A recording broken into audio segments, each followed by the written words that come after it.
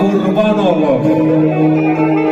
Dost dostuna el tutar, yolunda məşəl tutar, salamı sağal tutar, evvazamı sağıma qurban olur. Hüseyin Arif nə vaxtı, könlüm varaq-varaqdır, bu xalq qeyrətli xalqdır, xalqıma qurban olur.